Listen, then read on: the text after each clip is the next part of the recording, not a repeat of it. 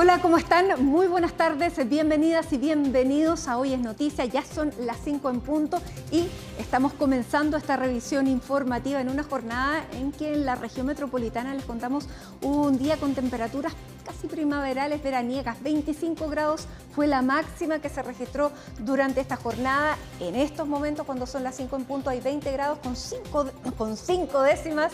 Y con esta imagen entonces que quisimos compartir con ustedes, comenzamos la revisión de las noticias, revisando titulares. En MEX se realizó durante esta jornada un operativo conjunto de la PDI y Carabineros, al que llegó también el ministro de Seguridad. Esto tras un copamiento que también tuvo durante esta mañana lugar en diferentes zonas. Y vamos a revisar todo lo que ha pasado también en materia económica, porque vamos a contarles que el ministro Jorge Quirós reveló que ha iniciado un trabajo para regular el levantamiento del secreto bancario, el que dijo en cualquier caso quedará bajo la supervisión de tribunales de justicia. El jefe de la billetera fiscal agregó que el tema le interesa al gobierno con el objetivo de combatir la economía ilegal y la competencia desleal.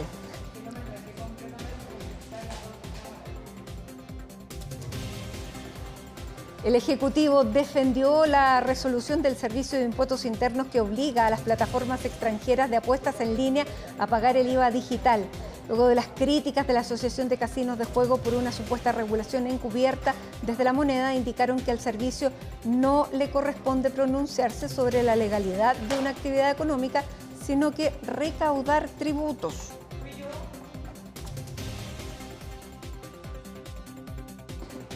La ex jueza de la Corte Suprema, Ángela Vivanco, se mantendrá en prisión preventiva en el Centro Penitenciario Femenino de San Joaquín. La decisión la adoptó el 7º Juzgado de Garantía de Santiago debido a que un cambio de medida cautelar podría poner en riesgo el éxito de la investigación del caso denominado Muñeca Bielorrusa. Fuerzas israelíes y Hezbollah intercambiaron ataques horas después de que Israel y el Líbano acordaran aplicar un cese al fuego. La milicia chiita, que no forma parte del acuerdo, rechazó el pacto.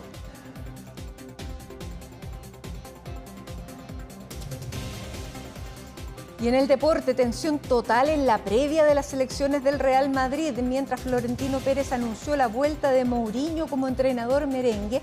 Enrique Riquelme aseguró que ficharía a Erling Haaland, figura del Manchester City. El entorno del jugador ya desmintió al candidato a la presidencia.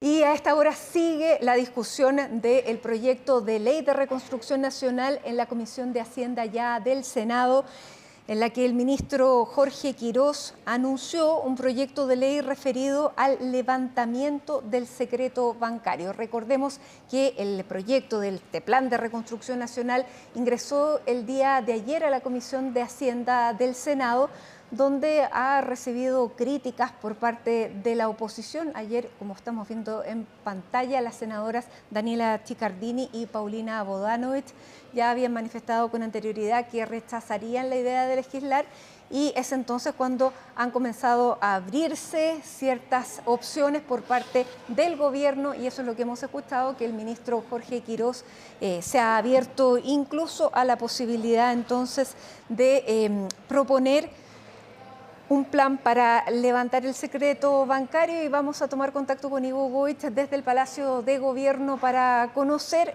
cuáles son las tratativas que tiene en la mano el gobierno para poder sacar adelante y ampliar la base de apoyo de este proyecto de ley. ¿Cómo estás, Ivo? Muy buenas tardes. ¿Cómo te va, Matilde? Muy buenas tardes. Así es, no hay claridad y no la quiso decir, se está trabajando, dice el ministro de Hacienda, Jorge Quirós, en cuanto a un proyecto presentado, impulsado desde el Ejecutivo para el levantamiento del secreto bancario. Recordemos que ya hay uno en el Senado, ha sido votado, han terminado en empate ambas votaciones, la próxima semana se vota nuevamente. Lo que quiere hacer el Ejecutivo es proponer una nueva alternativa. Eso sí, ya hay críticas desde la oposición porque dicen que es un proyecto que tiene letra chica en cuanto a que el ministro lo que mantiene y que es efectivamente lo que no le gusta del proyecto es que la apertura del secreto se realice por vía judicial. El proyecto del Ejecutivo, al menos la base, la estructura de ese proyecto, en el caso de que sea presentado, es que se realice la apertura del secreto bancario de manera judicial, no vía administrativa. Hay una diferencia muy grande porque vía judicial podría tomar más tiempo y eso es lo que no quieren efectivamente algunos de los parlamentarios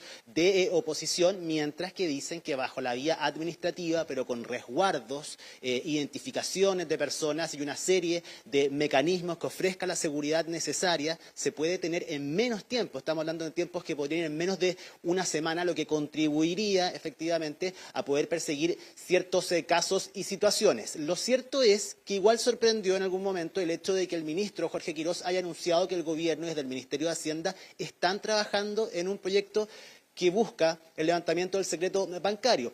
Adelantó, eso sí, que está trabajando con otros ministerios también para poder realizar una propuesta ya de manera formal, vía paralela, efectivamente, a la tramitación que se está llevando acá en la Comisión de Hacienda, que les cuento terminó media hora antes, a las 4:30 de la tarde, finalmente la sesión de la tarde acá en el ex Congreso de Santiago. Pasemos a escuchar, Matilde, las declaraciones de Jorge Quirós, ministro de Hacienda, en cuanto a este anuncio que hace de que el gobierno está estudiando la posibilidad de presentar entonces un proyecto relacionado con el levantamiento del secreto bancario.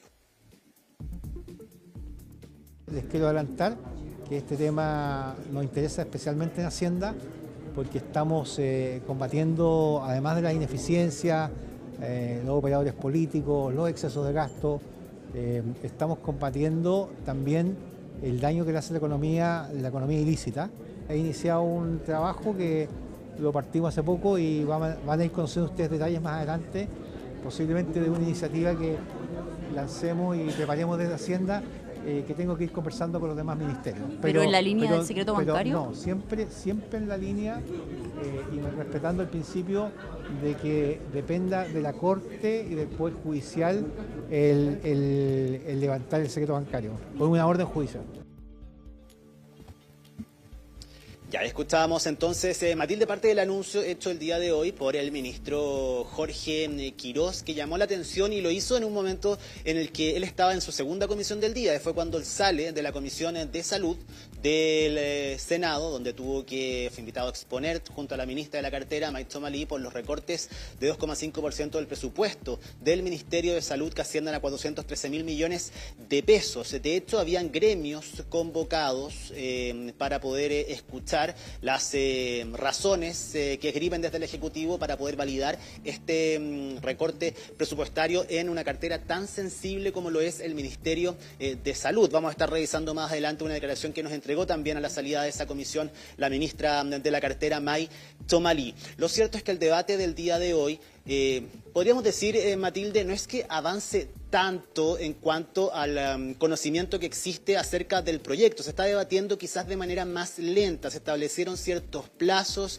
de discusión, también la constitución de una mesa técnica en la cual van a invitar a distintos participantes, protagonistas que pueden efectivamente incidir en mejorar este proyecto, dar puntos de vista, efectivamente desde el punto de vista económico, desde el punto de vista técnico, desde el punto de vista de lo que puede pasar en los próximos años, y es por eso que desde la oposición lo que se pide es que esta mesa técnica no tenga un límite de participantes y que el gobierno se abra la posibilidad de realizar este debate de la mejor manera posible, es decir, no apurados en el tiempo, no bajo ciertos plazos que se rigen por por los que el Ejecutivo pretende darle a esta tramitación, al menos en el Senado. Desde el Ejecutivo, el ministro Jorge Quirós el día de hoy tuvo una jornada complicada, sobre todo en la mañana, contestando las preguntas que habían quedado desde la jornada del día de ayer en el Congreso en Valparaíso, pero también ante los requerimientos hechos sobre todo desde las senadoras del Partido Socialista, que son parte de esta comisión, Daniela Zicardini y Paulina Bodanovich, que iban desde que no veían, no percibían a un ministro abierto a poder dialogar y a realizar ciertos ajustes, acuerdos con el resto de la oposición, hasta preguntas más técnicas como por ejemplo el tema de la invariabilidad, el tema del corazón de esta reforma, que es la rebaja tributaria de un 27 o un 23%, que no va a cambiar. De hecho, Jorge Quirós el día de hoy aseguró que la tendencia a nivel mundial es bajar los impuestos y no aumentar los impuestos para atraer inversión, generar crecimiento, generar empleo, también que es lo que nuestro país necesita, en voz del mandamás de la billetera fiscal. Por otro lado, también hay posibilidades de que exista una variación en el tema de la invariabilidad. Se le pidió hoy día también acerca de eso y más detalles acerca de a quién beneficia directamente esto. Y habló de un fraude social el ministro Jorge Quirós. ¿En cuanto a qué? En que nuevamente tuvo que hacer el punto de que este proyecto de ley de reconstrucción nacional no va a cortar ningún beneficio social. Lo dijo así y dijo, bueno, esto no va a aportar ningún beneficio social. De hecho, lo que nosotros vamos a hacer es incentivar el ir a perseguir lo que ha sido el fraude social, que son quienes efectivamente no han cumplido con sus obligaciones, por ejemplo, en el tema del CAE, en el tema de becas Chile y otros ejemplos que el ministro de Hacienda puso durante la jornada del día de hoy. En eso, gran parte se centra entonces la discusión del día de hoy, larga en la mañana y en la tarde. Pasemos a escuchar a algunos de los protagonistas de la jornada. Vamos a escuchar al director de la Dirección de Presupuestos, José Pablo Gómez, y también a los senadores Diego Ibáñez y también Arturo Esquella. Ellos no son de la Comisión de Hacienda, pero vinieron el día de hoy a participar. Si no hacemos nada, señor director, ¿cuál es el curso? Voy a refrasear la pregunta del senador Carter, si me permite. ¿Vale la pena este proyecto para la economía que tenemos? Entonces uno diría, claro, si un proyecto de inversión, los primeros años voy a tener un gasto, pero después voy a tener un retorno mayor, que más que lo va a compensar. ¿Ya? Y eso yo creo que es un efecto positivo del proyecto tal como está el informe. Ahora, el contrafactual fiscal es bien complejo. El contrafactual que estamos viendo es que los ingresos que tenemos con la tasa del 27, por solo mencionar algo, han estado constantes e incluso con una tendencia a bajar más allá de lo que este mismo Congreso esperaba cuando hizo las reformas. Entonces, un escenario donde los gastos y las urgencias o los requerimientos sociales son negativos, perdón, son crecientes, con ingresos que pueden ir cayendo en el tiempo, la verdad es que es un contrafactual muy complejo, senador, por su intermedio. No creo que esta sea la mejor alternativa, un pacto social que se apruebe por un voto en el Senado. Puede hacerlo. Pero la invitación que yo hago es a dar esa conversación. Por eso le había hecho la invitación, ministro, a hacer un espacio técnico transversal, método, plazos, propuestas, acuerdos, desacuerdos. Probablemente vamos a tener muchos desacuerdos, pero démonos ese espacio. Hago la invitación, ministro, yo creo que usted tiene en esto la atribución constitucional de ponerse arriba de un gran acuerdo social que no implique una fractura en el Senado, y nosotros estamos dispuestos a generar ese acuerdo. Veo ánimo por ambos lados. Obviamente he tenido la oportunidad de conversar más en profundidad con el ministro, con su equipo. Me consta, tengo certeza absoluta de que el ánimo de ellos es precisamente el darse todo el tiempo necesario para que se sumen más bancadas al proyecto. He tenido la oportunidad de conversar con distintos senadores de oposición y veo que no es tan lejana la posibilidad de que ellos puedan de alguna manera manifestarse con medidas concretas que el ministro pueda a su vez recoger. Eso no es algo imposible, la disposición está, solo falta que alguien se atreva a dar el primer paso. Durante esta semana con más fuerza, esto no quiere decir que desde la existencia, desde el ingreso de este proyecto al Congreso no haya sido un tema, es el del Fondo Común Municipal y la exención de contribuciones para personas mayores de 65 años, que ha sido un tema esta semana y que la coyuntura ha hecho que haya sido justo cuando hay una reunión importante de alcaldes en La Serena, en la región de Coquimbo, un evento al cual el ministro Jorge Quirós iba a participar, no pudo participar presencialmente, pero envió un video asegurando y explicando que esta medida no iba a afectar a la mayoría de las comunas, sino que principalmente a las 12 comunas más pudientes de nuestro país, las comunas más ricas, como las denominó Jorge Quirós hace algunos días. Este cónclave de alcaldes fue marcado por esa decisión, es algo de por lo que han venido reclamando incluso los alcaldes que se van a ver afectados, como el alcalde de Providencia, el alcalde de Santiago, Mario Desbordes, han hecho importantes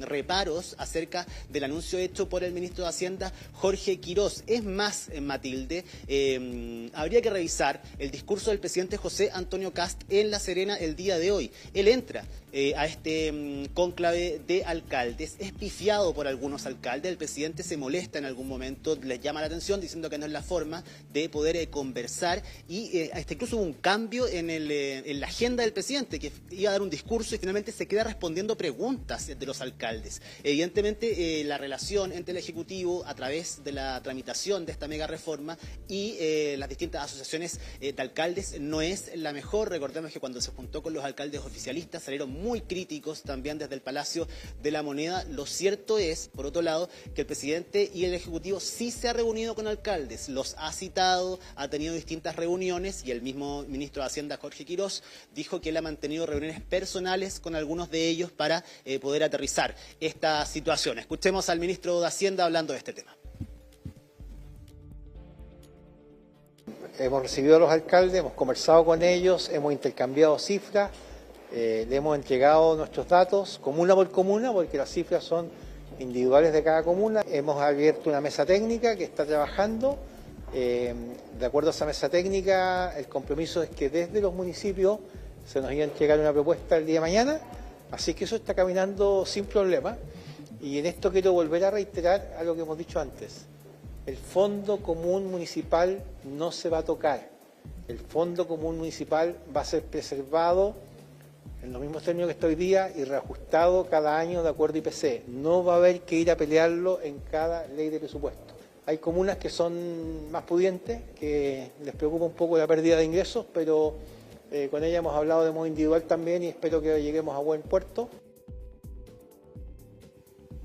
Ya, ahí está. Evidentemente es uno de los puntos a tratar, el tema de la situación del Fondo Común Municipal y la opinión de los alcaldes que están haciendo efectivamente una presión importante, como les digo, incluso haciendo pasar un momento incómodo al presidente de la República en la región de Coquimbo. Así que ahí va después, me imagino, van a estar revisando esas imágenes. Hubo otra comisión de la mañana, de hecho sale Jorge Quirós a las 11 de la mañana, 11:30 de la mañana de la Comisión de Hacienda y lo estaban esperando 2 pisos más abajo, acá en las dependencias del ex Congreso en Santiago, para participar de la Comisión de Salud. Ahí habían representantes de distintos gremios de la salud e incluso desde temprano por la mañana hubo una manifestación en las afueras del ex Congreso que se escuchaban en la Comisión de Hacienda y se escuchaban también con fuerza abajo en la Comisión de Salud. Eso daba cuenta del rechazo transversal que existe, al menos en el mundo de la medicina, por el hecho de los recortes que van a afectar a la cartera del Ministerio de Salud,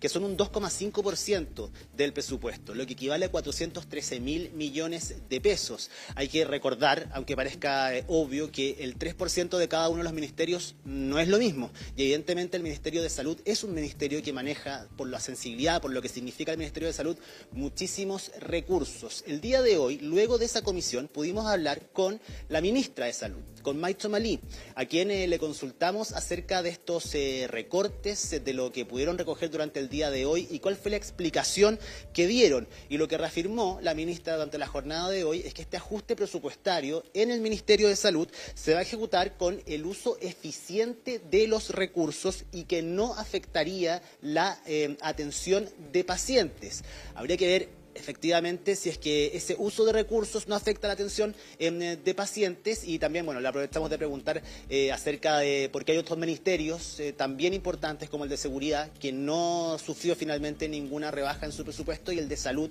sí tuvo que ceder. Pasemos a escuchar las declaraciones de la ministra de Salud, May Tzomalí, y también la respuesta desde el Colegio Médico acerca de lo del fraude social esgrimido el día de hoy por la mañana por el ministro de Hacienda, Jorge Quiroz. Chile no es un país famoso en el mundo por ser un país corrupto, ni es un país de fraude. Y yo, como ciudadana de este país, me niego a que lo hablemos de esa manera. Quiero decirle también que yo, sin duda, hubiera preferido que en un país con la situación oncológica que tenemos, más la situación de lista de espera que tenemos, nosotros hubiéramos partido de la premisa, sobre todo en un gobierno que recién se instala, de hacer más con lo mismo y no hacer más con menos. Y por último, ministro, usted lidera un proyecto de reconstrucción. En ese proyecto de reconstrucción, Salud se va a parar firme a defender que no haya de ninguna manera un impacto en los ingresos fiscales, ni menos por la década que viene, porque eso no puede comprometer la salud de este país ni la educación, porque si lo hacemos estaremos descuidando nuestro capital social, nuestro capital humano, donde radica la riqueza de cualquier país, que son las personas. A nadie le gusta que le reduzcan el presupuesto, ¿no es cierto? A nadie, ni a uno en lo personal, ni menos en una cartera que es tan sensible. Pero yo en la comisión mencioné 3 cosas que encontramos dentro del Ministerio de Salud. Es tan evidente los lugares donde se pueden hacer eficiencias, estamos hablando en horas profesionales, en usos de pabellones, en compra de medicamentos, en compras de insumos, que es muy difícil pensar o contraargumentar cuando uno está viendo que el sector también se vio muy afectado con el fraude de las licencias médicas y realmente yo creo que responsablemente tenemos que dar una señal en ese sentido, decir, mire, somos capaces de ser más responsables con el uso de los recursos públicos. Ya, Matilde, ahí está entonces una jornada importante, pese a que esta es una comisión pequeña, la comisión de Hacienda, la de Salud también, pero estaba la presencia del ministro Jorge Quiroz acá en el ex Congreso durante la mañana, durante la tarde, sigue avanzando el trámite entonces acá en la comisión de Hacienda, se establecen ciertos plazos, la creación de una mesa técnica, habrá que ver por cuánto tiempo y a cuántas personas van a recibir finalmente una mega reforma que más allá de la complejidad que tiene su misma discusión, por lo que contiene la reforma, también tiene varios elementos coyunturales alrededor, satélites que hacen mucho ruido, como la acusación en contra del exministro de Hacienda, Nicolás Grau, el informe de finanzas públicas y también lo que ha sucedido con esta petición de endeudamiento, 6.200 millones de dólares por parte del Ejecutivo y nuevas críticas a la administración anterior por el estado en el que recibieron el país en materia fiscal. Así que de todo eso y más vamos a seguir conversando porque al parecer le queda todavía un trecho largo a esta mega reforma. Sin duda, y me quedo con las declaraciones de la presidenta del Colegio Médico cuando ella dice que la salud, y aquí lo anoté, se va a parar firme para defender el capital humano. Vamos a ver qué significará eso también en la práctica, cómo va a enfrentar eso el gobierno, el ministerio, porque claramente no solamente se complican las cosas a nivel de partidos, a nivel parlamentario, sino que esto ya es involucrar y que se están parando también y están poniéndose en la vereda del frente sectores como los gremios, y este es el gremio de los médicos. Así que sí, vamos a ver cómo sigue esta discusión también desde ese ámbito, desde esa vereda. Muchísimas gracias, Ivo, y estamos atentos a cualquier información desde Palacio de Gobierno. Que estés muy bien. Nos vemos, que estés muy bien, Matilde. El ministro Martín Arrau reconoció que el plan de seguridad presentado ante el Congreso tomó como base un documento bastante acabado de la ex ministra Trinidad Steiner. Esto luego que la ex subsecretaria de Prevención del Delito, Ana Victoria Quintana, desvinculada el martes, indicara que el plan de seguridad sí existía. Francisca Cárdenas nos va a contar más detalles. Hola, Francisca. Hola, ¿qué tal? ¿Cómo estás? Muy buenas tardes. Y siguen las reacciones, los dimes y diretes y también los emplazamientos en cuanto a lo que ha dicho la ex subsecretaria de Prevención del Delito, Ana Victoria Quintana, en el podcast Cómo te lo explico, de La Tercera, donde se le preguntaba si existió finalmente o no un plan de seguridad pública en torno a lo que fue también la labor no solamente de ella, como ahora ex subsecretaria de Prevención del Delito, sino que también de la ex ministra de Seguridad Pública, Trinidad Steiner, en el marco de toda esta actualización de autoridades que llega a realizar también quien encabeza ahora ese ministerio de relevancia para el Ejecutivo, el ministro de Seguridad Pública, Martín Arrau. Con estas salidas también, tanto del subsecretario de Seguridad Pública, Andrés Yuanet, como también de la ex subsecretaria. Ella dice, y lo dice en una entrevista que dio ayer justamente en el marco también de esta reunión que tuvo privada con el presidente José Antonio Kast, por las razones que finalmente se le pide que salga del cargo, es que existió efectivamente un plan de seguridad, que ese plan de seguridad fue enviado al Ministerio del Interior, dice ella, y que ahí se perdió su órbita de seguridad una vez que fue enviado a ese ministerio que encabeza, recordemos, el viceministro del Interior y también de la vocería de gobierno, el ministro Claudio Alvarado, quien también respondió durante esta jornada con respecto al apoyo que se le da a las autoridades, pero también si existió o no realmente ese plan de seguridad. Lo que dice Ana Victoria Quintana es que se le envía este plan y ella recuerda también esta frase que ella realizó en su minuto hacia los parlamentarios de oposición que criticaban justamente a la exministra Steiner por no tener una hoja de ruta clara en esta materia, y recuerda esta frase de que querían un librito anillado en materia de seguridad. E ironiza nuevamente y dice que no había un librito anillado, pero sí corcheteado, y que parte de las medidas que fue a exponer al Congreso la ex ministra de Seguridad Pública eran de ese plan de seguridad y ese documento que finalmente ahora tiene el ministro Martín Arrau. Pasemos a escuchar entonces parte de esas declaraciones que dio la ex subsecretaria en el podcast ¿Cómo te lo explico? El plan sí existe. Yo me he cansado de decir que el plan existe. Mira. ¿Pero y qué pasó ahí? Porque ya cuando va... Bueno, esas son cosas, por ejemplo, que yo te digo que puede haber un tema comunicacional. Eso son como las tras bambalinas que ocurren, de las cosas como absurdas. Mira, el plan existe, existió siempre. ¿Existió anillado incluso un documento? No estaba anillado, pero sí corcheteado. Ya, corcheteado. Existió un documento corcheteado. ¿Dónde está físicamente ese documento? Ese documento se le entregó al Ministerio de Interior. Completo. Sí. ¿Es exactamente lo que leyó en el Congreso o había más? No, lo que leyó en el Congreso era un discurso que era para presentar parte del plan. De hecho, aparte del plan, se llevaba el famoso PPT, que no dejaron que lo exhibiera. Y bueno, de esto mismo se le preguntaba durante esta jornada al ministro de Seguridad Pública, Martín Arrau. Él decía que efectivamente él tenía una versión número 3 de este plan de seguridad, que se le fueron haciendo modificaciones por parte de sus equipos, y que eso es justamente lo que señala la ex subsecretaria, que una vez que dice ella se le pierde la órbita de este plan de seguridad, es que justamente se le comienzan a hacer, ella cree, modificaciones, que es por eso que no se expuso finalmente y no se presentó a la ciudadanía. Lo que dice el ministro Arrau es que de todas las políticas públicas que ha habido en materia de seguridad se tiene que sacar lo mejor para poder ejecutarlas y así poder mejorar la situación de seguridad pública en el país, en el marco además, recordemos, de lo que él expuso durante esta semana al Congreso, a la Comisión de Constitución y también a la Comisión de Seguridad en torno a las diversas medidas que va a ir ejecutando el gobierno. Pasemos a escuchar entonces lo que dijo el ministro Arrau.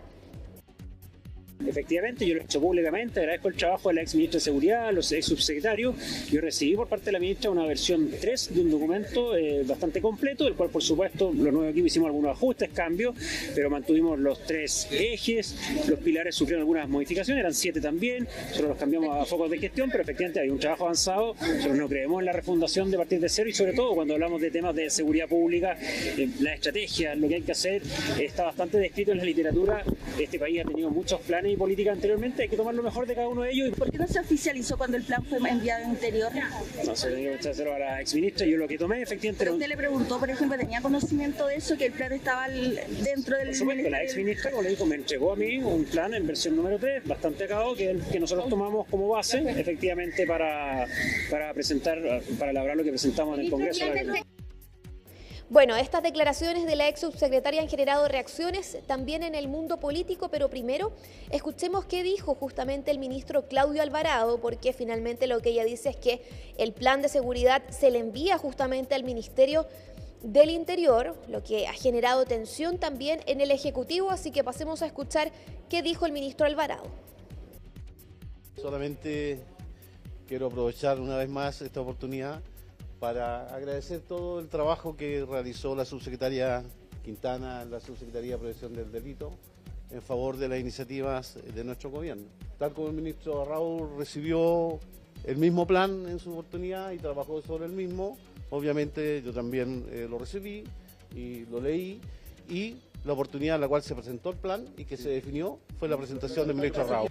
Nosotros siempre hemos apoyado a todos nuestras ministras y ministros. Ahora, las interpretaciones que algunos le puedan dar a lo que el ministro del Interior hace o no hace, yo no me puedo hacer cargo de aquello.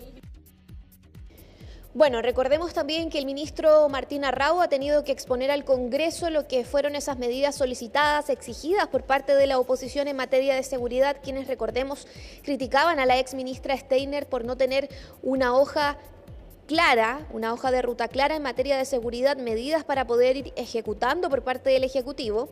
Y recordemos también que fue la misma exministra quien dijo que no sabía que tenía que tener un plan de seguridad. ¿Cuáles son esas medidas que se han expuesto al Congreso?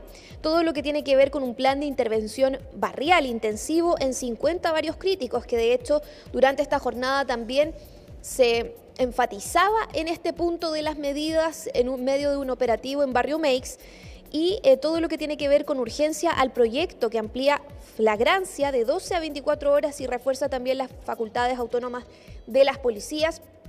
Y por otro lado también el proyecto de registro de vándalos e incivilidades, que ha sido bastante polémico y debatido en los últimos días por parte del mundo político, una vez que se anuncia por parte del presidente José Antonio Kast en su primera cuenta pública. Escuchemos qué han dicho entonces desde el mundo político.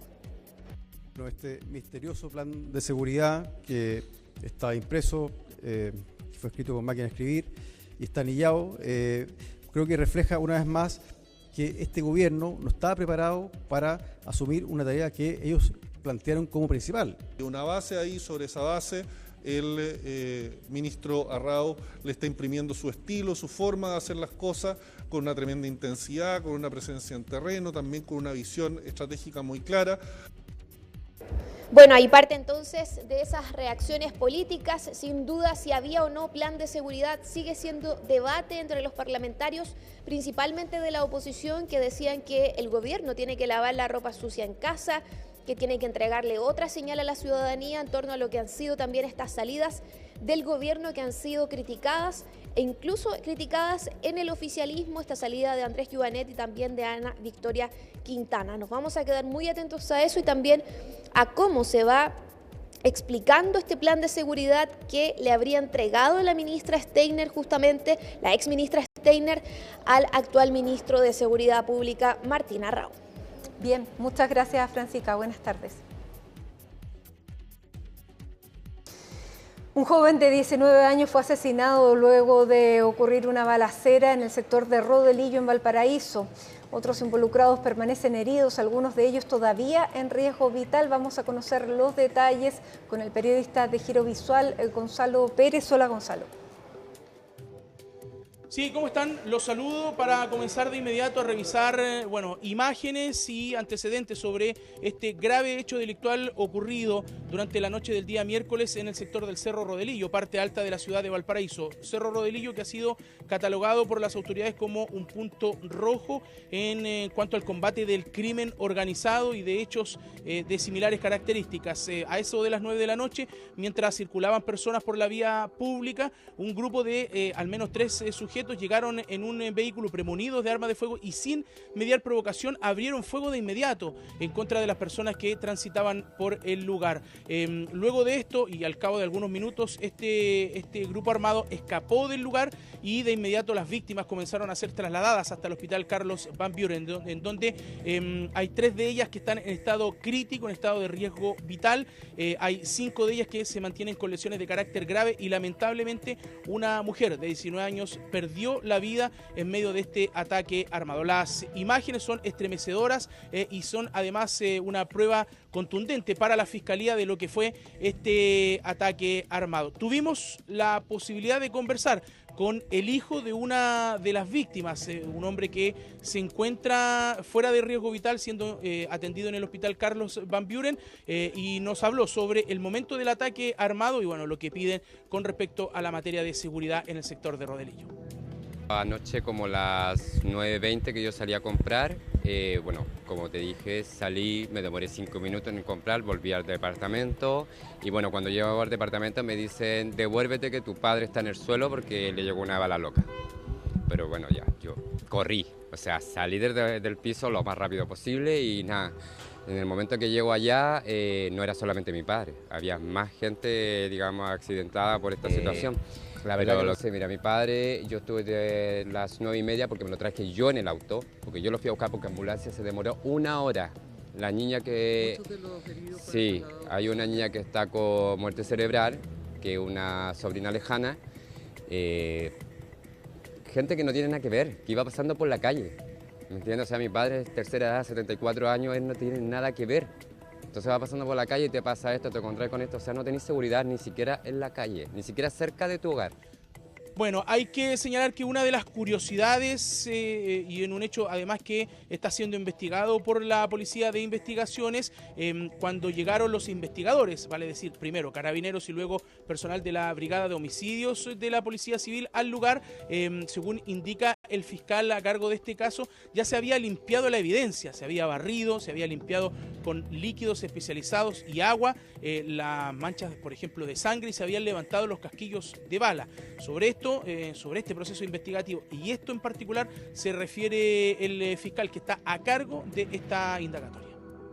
Sonería se encontraba en esa esquina, desconocemos qué conducta, o quizás haciendo cosas sociales o otra cosa, y fue un ataque al grupo de personas.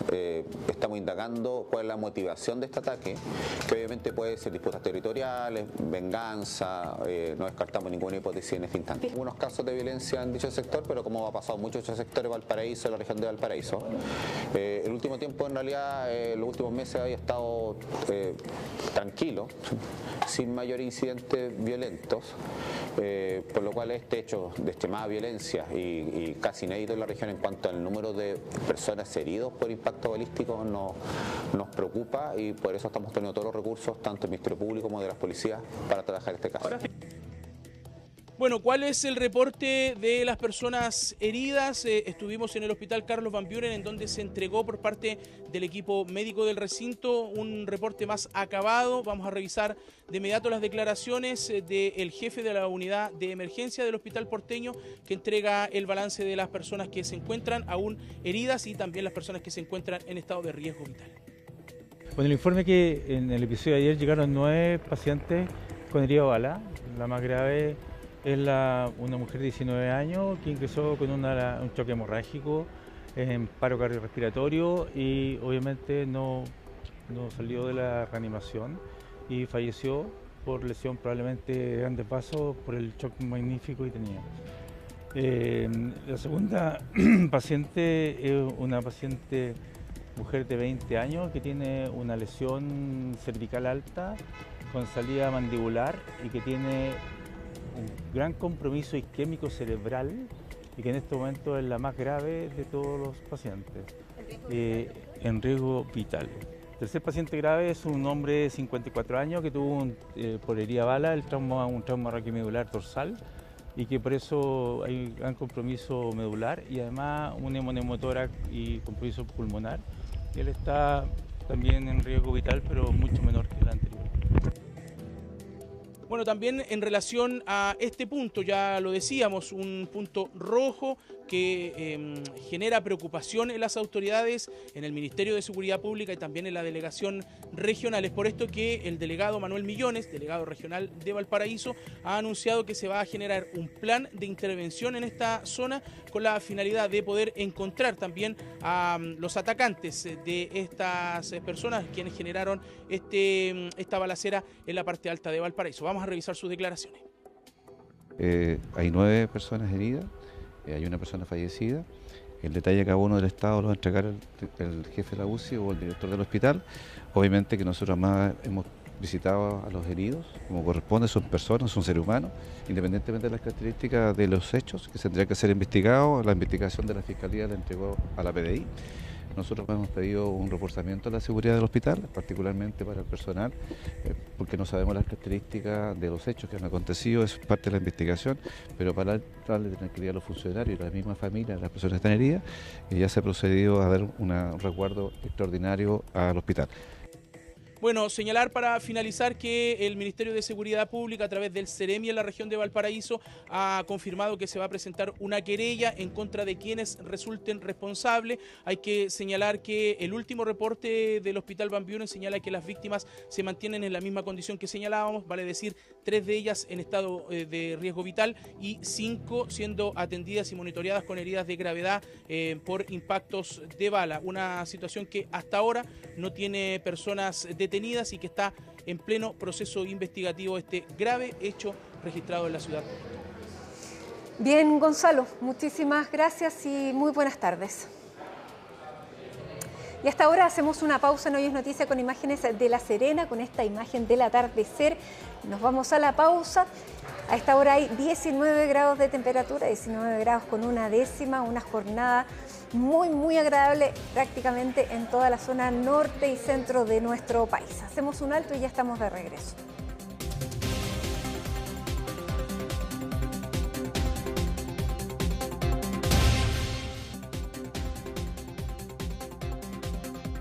Estamos de regreso en Hoy es Noticia y vamos a contarles de las diversas reacciones, la polémica que ha generado la decisión del Servicio de Impuestos Internos el día de ayer de cobrar a las casas de apuesta online, una actividad que el año pasado fue declarada ilegal por la Corte Suprema. Vamos a conversar de esto junto a Sebastián Riz. Sebastián, bienvenido. Muy buenas tardes. Bueno, polémica por decirlo menos, porque la Corte Suprema el año pasado decretó que las casas de apuesta online eran ilegales y es más, había una orden para que fueran bajadas de las plataformas, digamos, todos estos sitios. ¿Cómo estás? Muy bien, buenas tardes, Matilde. Claro, polémica ha causado esta decisión del Servicio de Impuestos Internos que va en otra línea con lo que tú decías, con lo que había declarado el año pasado justamente la Corte Suprema que declaró ilegal las casas de apuestas online extranjeras. Eso es importante aclararlo. Pero ¿qué fue lo que pasó ayer con un decreto que firmó justamente el Servicio de Impuestos Internos? Es que permitió que estas casas de apuestas online extranjeras puedan inscribirse en nuestro sistema tributario, pagar impuestos y también declarar. O sea, ellos ahora van a poder pagar el IVA que es correspondiente al 19%. Eso evidentemente causó mucha polémica por las distintas discrepancias que tenía con la Corte Suprema que había declarado justamente ilegal. O sea, la decisión de la Corte Suprema es la última instancia, por lo tanto es extraño. Extraño. Desde el argumento que nos decían desde el Servicio de Impuestos Internos es que esta es una práctica que se está llevando a cabo, que sucede el día a día en nuestro país y que es importante justamente recaudar los impuestos que corresponden a esa actividad que se está llevando a cabo. Pero justamente eso es contraproducente con que es una actividad ilegal. Entonces, por ejemplo, algunos parlamentarios colocaban el ejemplo de que a una asociación ilícita, por ejemplo, el Tren de Aragua, también se le va a cobrar impuestos. Es ahí un poco la polémica entre lo que dijo el Servicio de Impuestos Internos, también lo que ha dicho parte de los parlamentarios y también la Asociación de Casinos y Juegos de nuestro país, que más adelante vas a poder conversar con la presidenta justamente de esta asociación, que también tuve la oportunidad de conversar con ella durante esta jornada. Pero primero, antes de eso, también un comunicado por parte de la agrupación de plataformas en línea, que evidentemente es la otra parte la que está contenta con esta decisión y que dicen en específico y bien corto que con ello se entrega mayor certeza jurídica y fortalece la recaudación fiscal asociados a los servicios comerciales para Chile. Su posición es que ellos sí que se quieren regularizar y eso es lo que han estado tratando de hacer durante este tiempo, por lo menos lo que nos comentaban. Ya, pero primero, bueno, ya, sí. Claro, pero primero, ¿qué es lo que viene antes? La ley, claro. Recaudar el impuesto o regularizar qué es lo que se va a cobrar y cómo van a funcionar en nuestro país. Ahí está la polémica que fue discutida durante esta jornada. Pero como te comentaba, también tuve la oportunidad de conversar con Cecilia Valdés, la presidenta de la agrupación de casinos y juegos en nuestro país, y evidentemente no es una situación que les acomode a ellos porque los genera una competencia desigual. Recordemos que ellos tienen distintos parámetros y distintas obligaciones para poder llevar a cabo los distintos juegos de azar, los distintos casinos en nuestro país. De hecho, no pueden tener, por ejemplo, plataformas online, solamente es físico. Entonces, también ellos, por ejemplo, tienen un IVA, un impuesto distinto al que van a pagar en esta oportunidad las plataformas online extranjeras. Ellos, por ejemplo, se les cobra el 20% de impuestos y son impuestos a beneficios específicos. Por ejemplo, hay algunas entidades de casino en nuestro país que ayudan a distintas municipalidades, a distintos eventos deportivos, a distintas personas, distintos grupos de nuestra sociedad que requieren ayuda. Entonces son impuestos específicos que van a la ayuda de la población chilena. Algo distinto que es lo que va a ocurrir ahora con estas plataformas online que van a pagar este IVA. Claro, además lo que dice el Servicio de Impuestos Internos es que es voluntario, o sea, porque invita a inscribirse en esta plataforma. Pero, y me imagino que hay algunas casas de apuestas online que están buscando la regularización porque no tienen nada que ocultar, pero hay muchas que sí. Evidentemente, y eso también ha traído problemas para distintas casas de apuestas, porque recordemos que se han infiltrado en nuestro país, una forma de decirlo, en distintos rubros, por ejemplo, en el deporte. Ayer, en este caso de lo que se llama la Operación Tokio, que también estaban involucradas las casas de apuestas. Claro, y en el mundo deportivo, por ejemplo, la misma liga, el mismo campeonato nacional, estaba patrocinado también por una casa de apuestas. Entonces, evidentemente que hay un sector de estas plataformas online extranjeras que buscan regularizarse para poder también llevar a cabo acuerdos de negocio con distintas entidades, pero también es importante saber quiénes llevan a cabo quiénes son los dueños finalmente de estas plataformas y hacer ese seguimiento financiero que es sumamente relevante. Y esa es también parte de la competencia desigual, porque aquí en Chile existe esta superintendencia de casinos que regula justamente a las casas de apuestas, a los casinos, a las distintas plataformas. Lo que pasa es que, o sea, lo legal, lo que establece la ley en Chile es que pueden entrar en el negocio de las apuestas los casinos, la hípica, la puya chilena de beneficencia y lotería, no hay más. Claro, y eso se tendría que abrir a otras plataformas. Claro, pero también necesitan ser reguladas no solamente en el pago, porque hay que verificar que efectivamente sea una casa de apuestas que no te va a hacer trampa. Distintas cosas más allá de que evidentemente paguen los impuestos que corresponden si se van a regular como una actividad formal. Y el límite de edad es un tema súper importante, porque aquí toda persona puede acceder justamente a estas plataformas online. De hecho, es muy usual que las personas jóvenes apuesten ahí en eventos deportivos. Entonces es importante verificar quiénes son las personas que son dueñas de estas plataformas, pero también las personas que están utilizando estas plataformas. Bueno, de eso se refirió justamente esta jornada el viceministro Claudio Alvarado, también el ministro de Hacienda, que en cierta parte defendieron esta acción del director del Servicio de Impuestos Internos, que es una organización autónoma, así lo calificaban, y que están cumpliendo la ley. Así que escuchemos parte también de lo que comentaban los dos secretarios de Estado.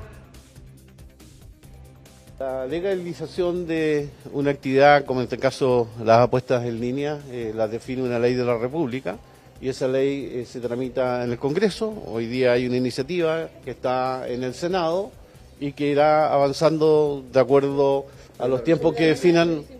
No, y la norma de impuesto interno es una resolución que está dentro de las facultades propias de un organismo autónomo y en la cual yo no me voy a referir. El Estado tiene organismos autónomos que tienen facultades y que deciden aplicarlas. Por lo tanto, si aplican esas facultades es porque tienen los fundamentos suficientes y necesarios para hacerlo. Y en esta materia, la ley que le compete a impuestos internos es recaudar los hechos que están grabados. Es más, es su deber, sin pronunciarse respecto de si eso es o no legal, que eso corresponde a otra instancia donde ustedes saben que hay un proyecto que se está discutiendo. Pero la obligación funcionaria es recaudar los hechos que están grabados. ¿No se está tratando de legalizar algún evento que en este caso es ilegal como las casas de apuestas online? En ningún caso, no hay regulación encubierta, las cosas son como son y las leyes son las que están escritas. Bueno, si las leyes son las que están, la Corte Suprema ha sido tajante. Claro. ¿qué ley vamos a seguir? ¿La ley que regula al Servicio de Puesto Interno o la que decretó la Corte Suprema específicamente con estas casas de apuestas online extranjeras? Pero esto no es algo nuevo, de hecho es un tema que ya se ha reiterado en nuestro país. De hecho, en 2023 hubo una regularización de las plataformas digitales de entretenimiento y en ese minuto se discutió también si es que estas plataformas de apuestas iban a ingresar dentro de este pago de impuestos simplificado del IVA. Por ejemplo, ahí entró la plataforma como Netflix, ese tipo de plataformas de entretenimiento, y se evaluó la idea también entrar este tipo de plataformas de apuesta, algo que se descartó en su momento. Pues son distintos. Porque son distintos y tienen distintas incidencias. Unas son plataformas netamente de entretenimiento y el otro puede generar una enfermedad como la ludopatía. Entonces, por eso se descartó en su minuto, pero ahora con este decreto que firmó ayer el Servicio de los Puestos Internos, se excluye justamente esta decisión que se tomó en 2023 y se incluye estas plataformas de apuestas online en este pago simplificado del IVA, que es el del 19% aproximadamente, menor del 20% que pagan los casinos en nuestro país, y también sin ningún tipo de regularización ni fiscalización por parte de la superintendencia ni por parte de una ley propiamente tal. Ese es otro tema, porque aquí hemos hablado de lo que dijo la justicia, también lo que dijo el Servicio de Puestos Internos, pero aquí falta algo que regularice, algo que ordene todo esto, y eso es lo que tiene que hacer una ley que está desde el 2022 en el Congreso. Hoy esa ley se encuentra en la Comisión de Economía del Senado. Hubo un tiempo de indicaciones hasta el 29 de mayo.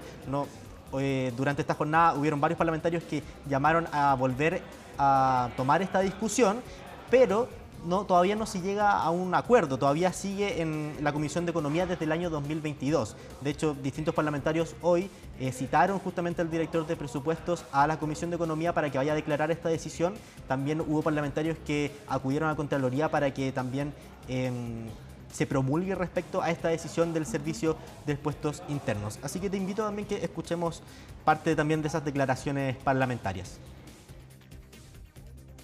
Aquí el Servicio de Impuestos Internos lo que ha hecho ha sido establecer, en consonancia con otras situaciones que han ocurrido también en el pasado, que independiente de que no esté resuelto si una actividad económica es lícita o no, tienen que pagar impuestos.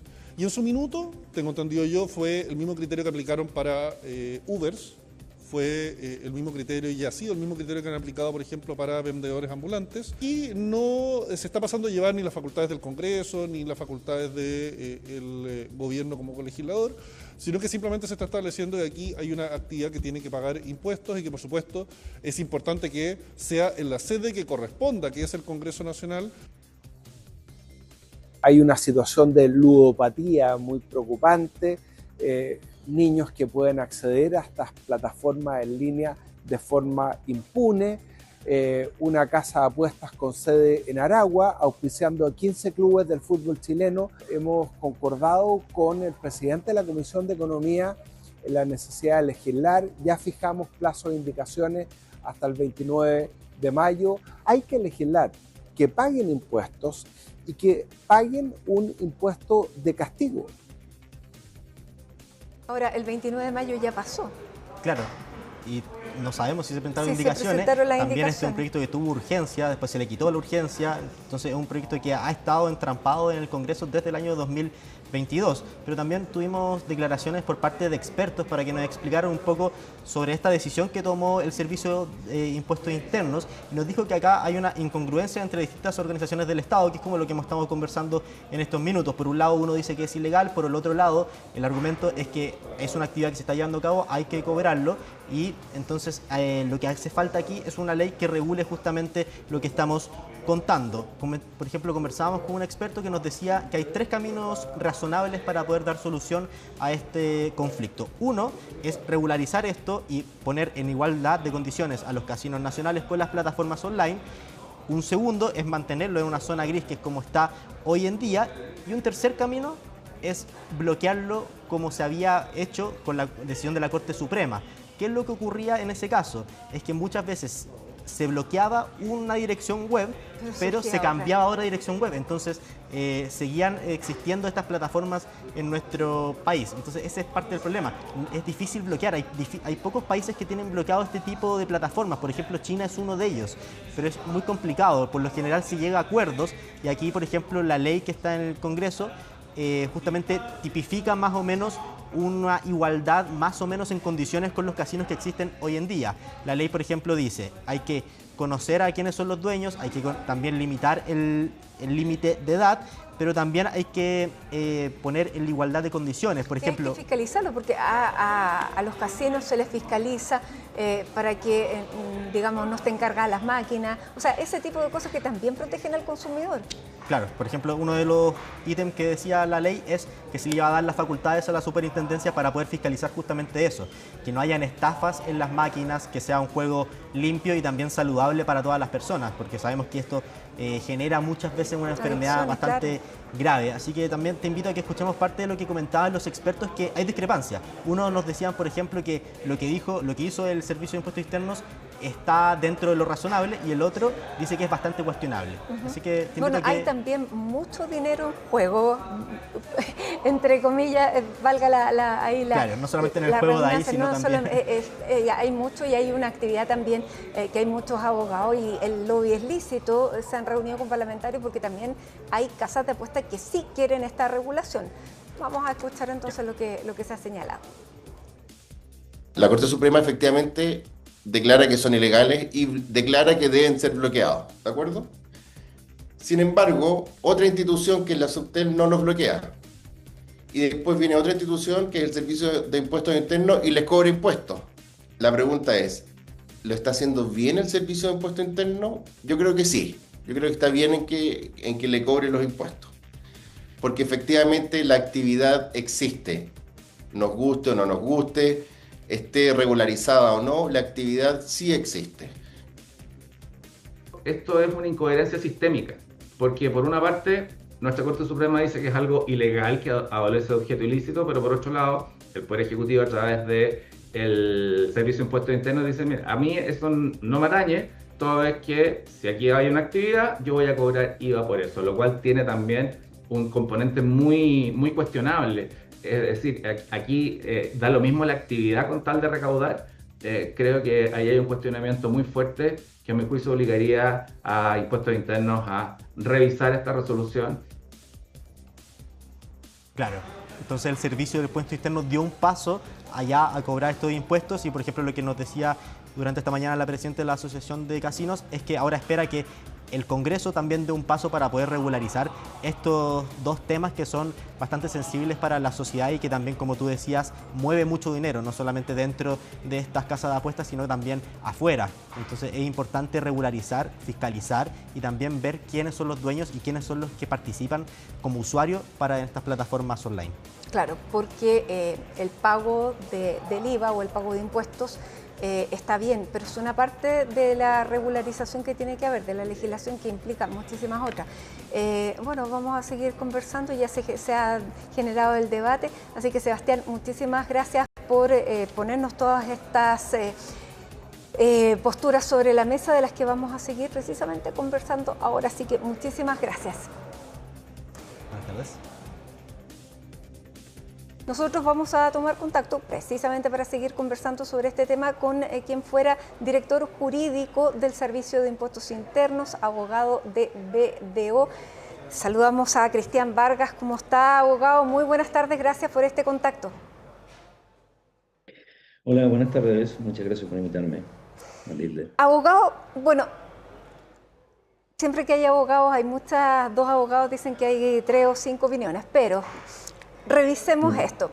Si la Corte Suprema ha declarado ilegal a las casas de apuesta online, ¿cómo es posible que un órgano que es del Estado, que es el Servicio de Impuestos Internos, comience a aplicar impuestos a una actividad que la Corte Suprema ha decretado que es ilegal?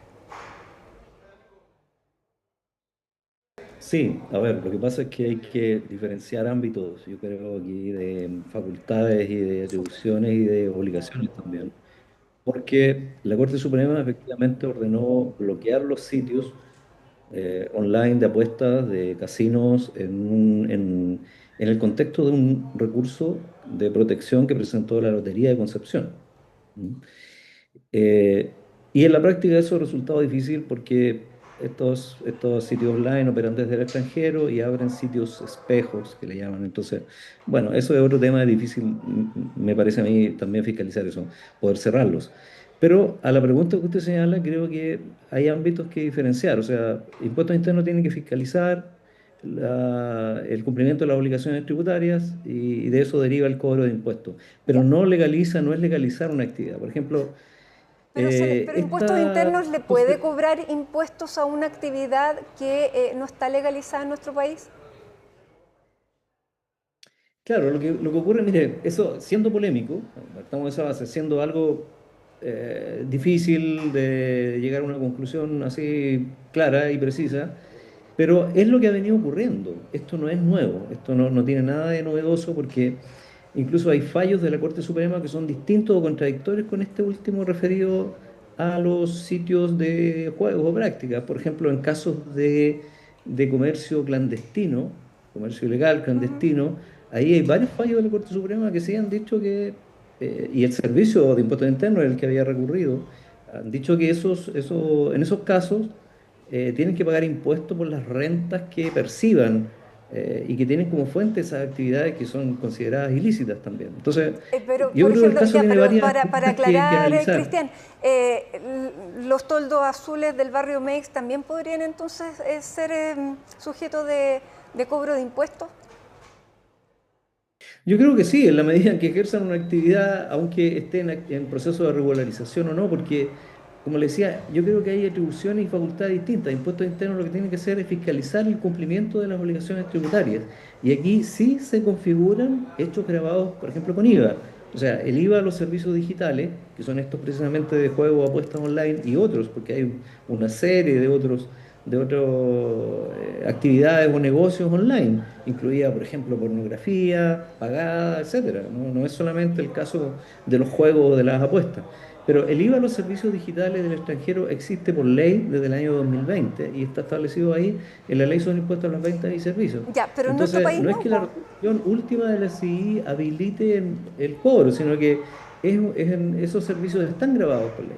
Ahora, yo creo que lo que falta aquí es que se determine la ilegalidad en forma clara y precisa, que sean actividades ilícitas y perseguidas por el Estado por parte del Congreso. O sea, hay un proyecto de ley en el Congreso, pero falta todavía su aprobación, ya sea por la vía de regularizarlos o prohibirlos definitivamente. Pero el marco actual yo creo que da lugar a polémica o a distintas visiones al respecto. Creo que el fallo de la Corte Suprema, ¿Usted como exdirector jurídico lo habría aplicado ese mismo criterio? ¿Perdón? ¿Usted como exdirector jurídico, si hubiera estado hoy día, hubiera aplicado el mismo criterio? Bueno, es difícil decir eso, pero yo tendería a pensar que el servicio está cumpliendo con sus funciones. Yo creo eso, yo creo que actualmente está cumpliendo con sus funciones en la medida de fiscalizar esas rentas que están grabadas y que configuran un hecho grabado con impuestos en Chile. Creo que está bien que lo haga.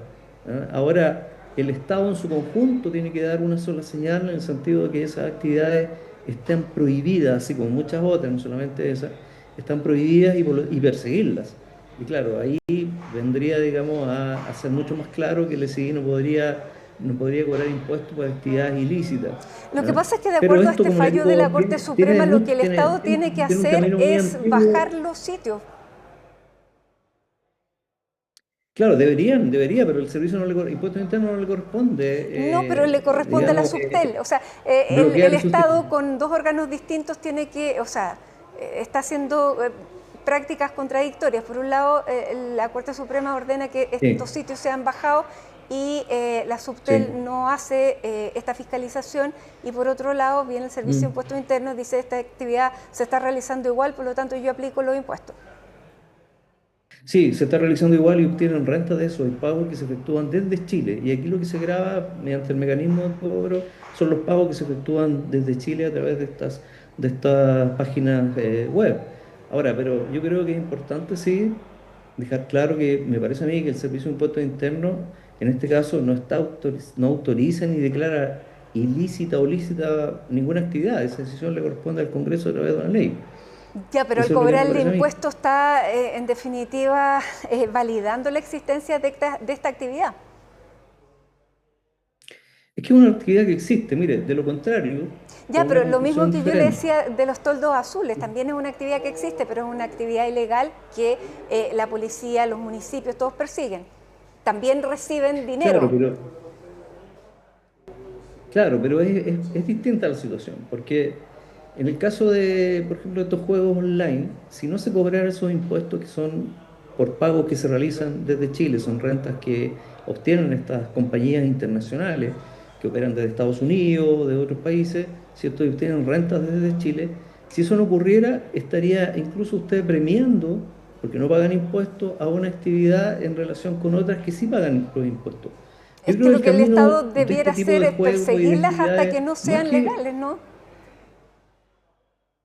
¿Perdón? El Estado lo que uno piensa, por lógica, que debiera hacer es perseguirlas hasta que no sean legales. Claro, pero eso no le corresponde a impuestos internos. Ese yo creo que es el punto. Claro. Yo creo que corresponde a otros ámbitos del Estado y eso aún no se ha hecho. Ya, Ese es el pero problema. ¿puede existir esta contradicción tan evidente? Yo creo que es una contradicción. Yo creo que el Estado tiene que dar señales en una sola dirección y no distintas como existe actualmente con este caso. Ahora, Cristian, porque una cosa es el pago del IVA de una actividad como esta, pero es una actividad que tiene que ser regulada en muchos sentidos, porque como hay casas de apuestas online que sí tienen un dueño conocido, que operan, más allá que operen o no desde el extranjero, hay muchísimas otras que uno no sabe efectivamente quiénes son, que se basan en, de hecho hay muchas que están basadas en Aragua, o sea, que están financiadas o financiando actividades claramente que son de dudosa reputación. Y si el Estado está luchando contra el crimen organizado y siempre se dice que lo que se persigue hay que perseguirlas a través del dinero, esto es un contrasentido total. Efectivamente, de eso se sabe poco, porque, por ejemplo, no existe hoy día mucha facilidad para conocer, por ejemplo, cómo se procesan los pagos de actividades ilícitas. Se realizan, yo creo, me parece a mí, han aparecido muchos casos, muchos elementos en ese sentido que dan luz sobre la utilización del sistema financiero, del sistema bancario para hacerlo. Pero de eso no hay suficientes herramientas. El mismo Estado no se provee de suficientes herramientas para combatir el crimen organizado. Ya. De manera que es mucho más amplio que este. Pero Ahora, yo creería, mire, o sea, obviamente es una actividad que la actividad esto de los juegos, de los casinos online, desde ya per se no es ilícita, porque existen casinos, existen casas de juego en Chile. Ya, pero esas están establecidas y tienen el permiso permiso de funcionar por la ley. De hecho, son las únicas actividades que se permiten. Claro, exactamente. Por eso que esas otras, yo creo que deberían ser objeto de una regulación, las online, porque de lo contrario, regulación y pagar impuestos, porque de lo contrario van a seguir existiendo, pero en forma clandestina. Bueno, que tampoco uno sabe si están bien reguladas, si son estafas que van a estafar solamente a la gente, que hacen con los datos de la gente que pone sus cuentas bancarias online. O sea, hay muchas cosas opacas en esto mismo y bueno, y hay un debate ético de si se permite o no, porque esto podría incentivar la ludopatía. También si es posible regular el ingreso de menores de edad o no.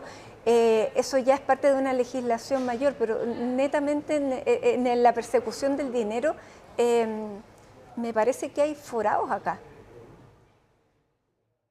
Absolutamente, yo creo que lo que usted señala, ludopatía, lavado de activos, son todas preocupaciones muy importantes, pero que esta actividad de cobrarle el impuesto por del Servicio de Impuestos Internos no resuelve. O sea, para eso necesita una ley con un organismo que fiscalice realmente el cumplimiento de las leyes.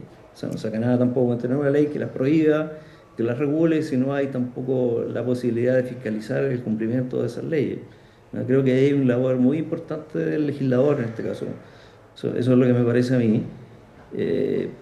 Pero creo que en el caso concreto o específico de impuestos internos, en esta situación creo que está cumpliendo con su deber, porque si no, igual surgiría la tesis contraria o la crítica contraria en el sentido de decir, bueno, impuestos internos ni siquiera cobra, configurándose un hecho grabado, porque son pagos que se efectúan desde Chile por servicios digitales, no hace nada, no fiscaliza el cumplimiento de los impuestos de esos pagos.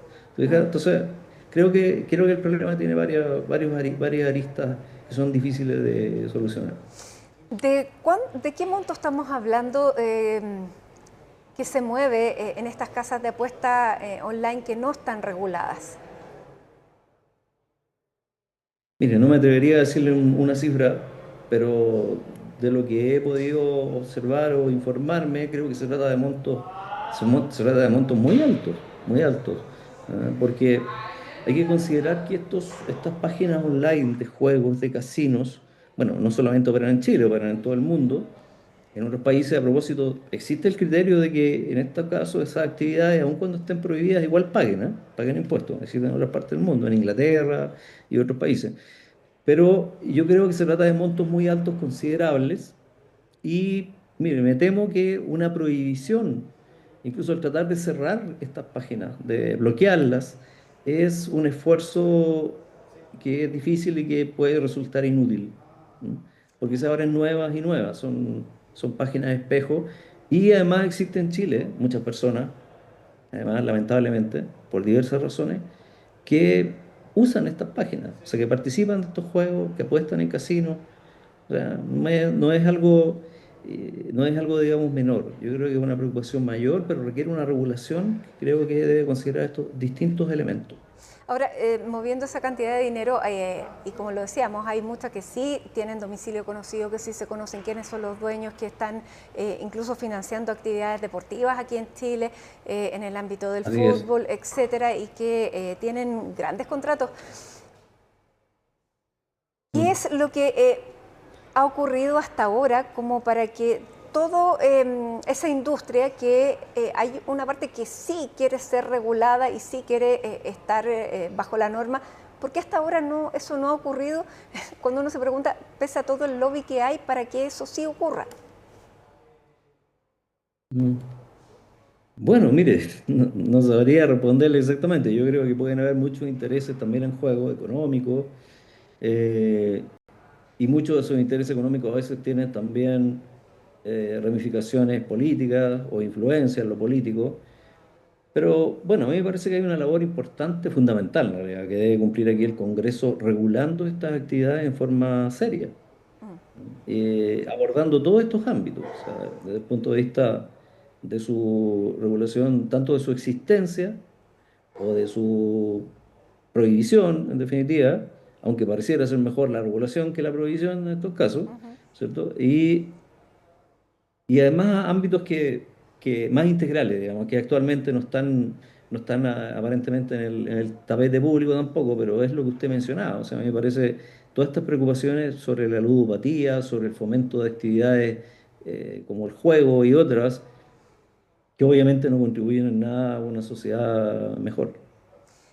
Y también, claro, aunque sea difícil, tiene que haber una manera de poder detectar estas plataformas que van surgiendo y que si se permite, que se impide, se bloquea una, se pueda también fiscalizar si surge otra, pensando en el crimen organizado, porque si no, es decirles, tienen el campo abierto a través de este sistema para blanquear dinero.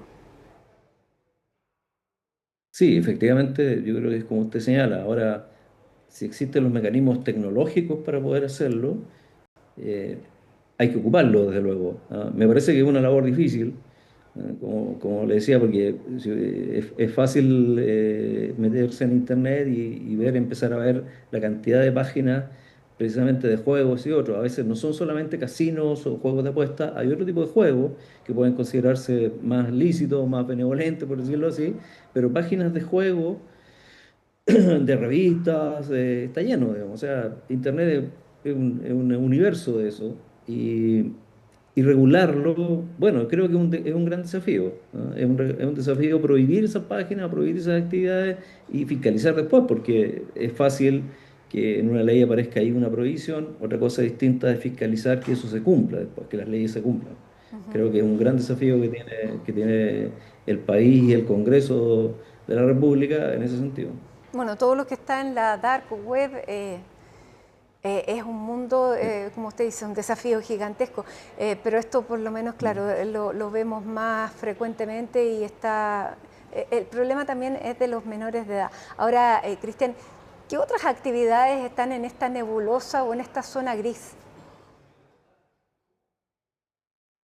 Bueno, yo creo que hay muchas actividades que están en zonas que no son fáciles de fiscalizar por los organismos competentes, respectivos. Por ejemplo, bueno, desde ya todas las ventas que se realizan online, ventas ya sean de bienes, de productos o de servicios, que entiendo que Impuestos Internos ha hecho un esfuerzo por implementar planes de fiscalización también de ese tipo de negocios, de actividades, por ejemplo, las que se realizan a través de ciertas plataformas conocidas, No las vamos a Play decir. Market. ¿Ah? No las vamos a nombrar, pero bueno, hay muchas conocidas, claro, y hay gente que ha intentado regularizar, o sea, han habido iniciativas de parte del Estado, de parte de Impuestos Internos, para permitir la regularización de estas actividades de compra y venta de bienes o de servicios. Bueno, las grandes no ya cumplen con la ley tributaria. cobran impuestos. Sí, efectivamente, que no pagan, o lo que yo le decía antes, sobre comercio clandestino, comercio ilegal, no solamente a través de la web, aunque ahora me parece que mucho se hace a través a través de internet, a través de distintas aplicaciones, y antes se hacía más en la calle, en definitiva, nomás, aunque todavía sigue subsistiendo, por supuesto, las ventas de comercio clandestino en la calle, que es uno de los ámbitos, no es todo, por supuesto, y tal vez hasta incluso puede ser eso menor, porque lamentablemente también existe este problema que el Estado de Chile muchas veces ha puesto el foco en actividades que para muchas personas son de sobrevivencia. Me parece a mí, de sobrevivencia económica, la venta de productos en la calle, o a través de internet, o aplicaciones, o la venta de servicios pequeños, pero estamos hablando de una cuestión menor frente a veces a actividades mucho mayores, precisamente lo que usted decía, de crimen organizado, de blanqueo de capitales, o sea, de lavado de dinero, y ahí lamentablemente no se hace mucho, no se ha avanzado mucho. Y ahí uno se Por ejemplo, pregunta por qué. Toda esta polémica que ha habido digamos, el acceso más fácil por parte de la Fiscalía y de otro organismo, por ejemplo la Unidad de Análisis Financiero, a las cuentas corrientes bancarias en actividades sospechosas, eso tampoco ha avanzado mucho. O sea, recién Bueno, hoy se día el está ministro viendo Quiroz ahora, dijo por eso hay que una votación. está trabajando en un proyecto para ampliar la posibilidad de abrir el secreto bancario, pero eso ya sabemos la polémica que ha suscitado, y de hecho llamó muchísimo la atención que fuera desde el propio gobierno que se planteara esta posibilidad. Así es, lamentablemente yo creo que no hay un consenso en el país desde el punto de vista político de avanzar en eso con seriedad, y creo que es una grave falencia que tiene Chile. Finalmente, y nos pasamos a otro tema, porque recién hubo un dictamen de un juzgado civil, del primer juzgado civil de Santiago, de aplicar una multa no estoy segura si es Amazon o Netflix, para pagar a la Sociedad Chilena de Actores, y eso es Amazon. Eso es más allá de que una plataforma tenga domicilio en un lugar que esté fuera del territorio nacional. ¿Eso qué tipo de precedente puede sentar? Yo creo que es un buen precedente el que sienta eso, porque en definitiva estas compañías que operan a nivel internacional, a través de plataformas, aplicaciones como la que usted señalaba, Amazon o varias otras, o muchas otras, en definitiva no es que no tengan obligaciones, aun cuando digamos residan en el exterior, son todas compañías que tienen residencia, domicilio en el extranjero, no están exentas del cumplimiento de obligaciones tributarias que pueden resultar de Chile, pero no solo tributarias, sino que también, como en el caso, por ejemplo, de los actores, del pago de derechos de propiedad intelectual, derechos de imagen y otras que a veces no cumplen. Esos son obligaciones que estas compañías tienen y que lamentablemente no siempre las cumplen fácilmente. En definitiva, como aquí se pudo ver, tuvo que haber una acción legal por parte de artistas chilenos para que se les reconociera esos derechos. Pero creo que es algo que lamentablemente no hacen tan fácilmente, no hacen la vida tan fácil en ese sentido, digamos, y hay que de alguna manera accionar, reclamar por el reconocimiento de esos derechos, como aquí se hizo. Bueno, un fallo histórico, en todo caso fue un fallo de primera instancia que me imagino va a ser apelado. Probablemente sí, probablemente, claro, una controversia jurídica, puede haber elementos o argumentos que puedan ser discutibles, pero creo que más allá de eso, del caso concreto, me parece a mí que sí, efectivamente hay derechos, hay obligaciones que tienen estas compañías y que no siempre nos cumplen. Bien, Cristian Vargas, abogado y ex jefe jurídico del Servicio de Impuestos Internos, muchísimas gracias por conversar con nosotros y tratar de aclarar esta nebulosa que se está presentando y esta disputa de la que seguramente vamos a seguir hablando. Así que muchísimas gracias. Gracias a ustedes, muchas gracias por invitarme. Hacemos un alto a esta hora de la tarde, 6:22. Ya estamos de regreso con otras noticias del día.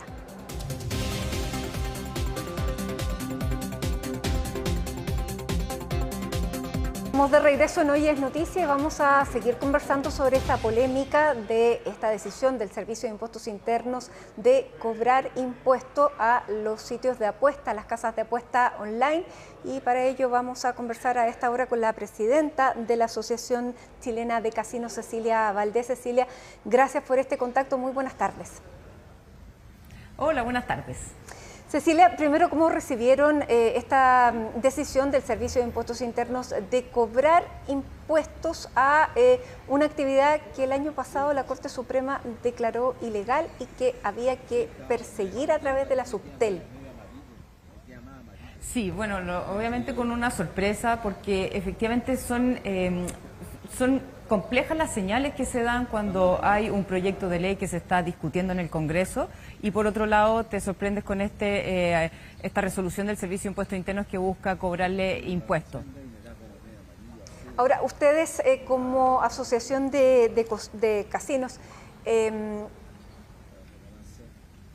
¿tuvieron alguna... hasta ahora, porque han pasado, todavía no pasan 24 horas desde que un poco más de 24 horas, pero como asociación, ¿qué es lo que ustedes van a hacer frente a esta resolución del Servicio de Impuestos Internos? Mira, nosotros no podemos hacer mucho con la resolución, lo que sí podemos es tratar de que se siga impulsando el proyecto de ley. Por dos cosas. Primero, no podemos dejar que este tema de las plataformas se legisle solo a través de un dictamen que permita, una resolución que permita pagar el impuesto. Esto tiene que ser una regulación mucho más sólida, consistente, que involucre obviamente lo que es el resguardo de menores, lo que es la trazabilidad de los recursos. Por lo tanto, la vía que nosotros vemos acá es que se acelere el proyecto de ley con la urgencia que corresponde. ¿Cuáles son los problemas que ustedes ven a través de esta resolución del Servicio de Impuestos Internos? ¿Cuál es el problema para la Asociación de Casinos, que es una de las actividades que sí está permitida por ley en materia de juego? Sí. Mira, el problema no lo vemos nosotros solo como asociación de casinos, sino que es una señal que está dando el gobierno de permitir pagar impuestos a actividades que son derechamente ilegales. O sea, la Corte Suprema decretó que son ilegales, ordenó a la Subtel a bajar los sitios de apuesta y por otro lado vemos que el gobierno les pide que se ingresen al sistema a través de un RUT para pagar impuestos. Por lo tanto, ¿qué es lo que estamos viendo? O sea, efectivamente como país se está dando una señal bastante incorrecta en ese lado, pero por otro lado es cómo controlamos todas las externalidades que tiene esta industria. Y eso sí tiene que ser a través de un proyecto de ley. Por eso somos enfáticos que hoy día no nos podemos quedar con esta resolución del servicio, sino que tenemos que impulsar fuertemente de que se regule como corresponde a esta industria. Ahora, ustedes son sujetos de fiscalización y fiscalización intensa porque a través del juego es una posibilidad de blanqueo de capitales, sobre todo en un escenario en que estamos enfrentando el crimen organizado y pareciera Así es. que seguir la ruta del dinero, lo han dicho todos, lo ha dicho el mismo nuevo ministro de Seguridad, es la manera. Por eso, ¿cómo se ve desde la fiscalización a la que ustedes están sometidos que se abra esta posibilidad que además es voluntaria? Así es, por eso aquí hay varias, finalmente se generan más preguntas que nada, porque es una resolución, como tú dices, que es voluntaria, se van a inscribir las plataformas que quieran pagar impuestos, pero hoy día, de nuevo, vas a estar incorporando al sistema de Chile, al sistema bancario, estas plataformas que están operando de forma ilegal, que no sabes quiénes son, no sabes quiénes son los dueños, no sabes de dónde vienen los recursos. Y bueno, ya hace 2 días nos sorprendimos con que en la banca súper establecida, también con reglas súper claras, se está lavando dinero para financiar el Tren de Aragua. Entonces, ya eso ya llegó a Chile, ya estamos frente a ese escenario. Entonces, queremos abrirle una puerta más, porque ¿qué es lo que queremos como gobierno? Sobre todo este presidente que llegó con una mano dura por el tema de seguridad, y lo vemos todos los días en la prensa poniendo este tema en primera plana. ¿Hay un contrasentido? Yo creo que hay un contrasentido, y ese contrasentido se vio hoy día con varios parlamentarios, tanto oficialistas como de oposición, que salieron a hablar sobre el tema, y esperamos que esto se pueda resolver, porque no queremos que hayan estas dicotomías finalmente en esta industria, que es la que nosotros estamos hoy día abogando para que sea una industria bastante regulada, bien fiscalizada y segura para todos. Y ahí desde ese lugar, ¿se han puesto en contacto con autoridades para tener alguna explicación sobre lo que ha resuelto el Servicio de Impuestos Internos? No, la verdad que hoy día no hemos tenido ningún contacto, nos enteramos con la resolución, solamente conocemos la resolución que mandó el servicio, no tenemos ninguna ni siquiera bajada de cómo se va a hacer efectiva esta resolución, y no hemos tenido ningún contacto hasta el día de hoy de cómo va a ser eso. Ahora, para ustedes significa también un sistema que les representa competencia desleal, por una parte. Por lo tanto, llevan ustedes muchísimos años también con el interés, me imagino que se regule, o de cómo se puede fiscalizar, ya que están declaradas ilícitas. ¿Por qué resulta tan difícil, primero, sacar y bajar las páginas? Y segundo, ¿qué es lo que ustedes están viendo en este negocio que hace que las voluntades no sean tan fuertes? Sí, a ver, es difícil. Efectivamente, nosotros llevamos más de 4 años impulsando el proyecto. Siempre nuestra línea ha sido de que se regule, obviamente que se genere una ley clara y que sea competitiva para que todos los actores puedan entrar en igualdad de condiciones. Ha sido largo el proceso, pero por lo menos ya iba avanzando. Entonces, si hoy día te sacan este decreto, tú dices, ¿cómo? ¿Vamos a seguir avanzando por la vía legal o primero vamos a cobrar impuestos y después vamos a legislar? No parece ser ese el orden de lo que nosotros queremos como país en esta situación. Por otro lado, claro, es una competencia desleal para los casinos, pero también es una competencia desleal no solamente para los casinos de juego, sino que, a ver, los casinos pagan impuestos, pagan un impuesto específico que va dirigido a las regiones, pagan el impuesto a los municipios, le financian una buena parte, un buen porcentaje del financiamiento de los municipios viene a raíz de los casinos. Por lo tanto, si estamos nosotros permitiendo una competencia desleal que está quitando parte del mercado, gran parte de los perjudicados, además de ser la industria, son los propios beneficiarios finales, son los que se benefician por las obras complementarias que tienen los municipios por esos pagos de impuestos que se entregaron. Entonces, aquí hay harto perjuicio, no solamente a la industria, hay harto perjuicio al país, hay harto perjuicio en el tema de seguridad, ni hablar de lo que está pasando con los niños en las plataformas, porque cobremos impuestos vamos a controlar quién está ingresando a estas plataformas a jugar. Claro, y uno ahí piensa cuáles son los intereses que se están moviendo, porque sin duda, claro, no se beneficiarán las regiones, pero hay alguien que sí se beneficia.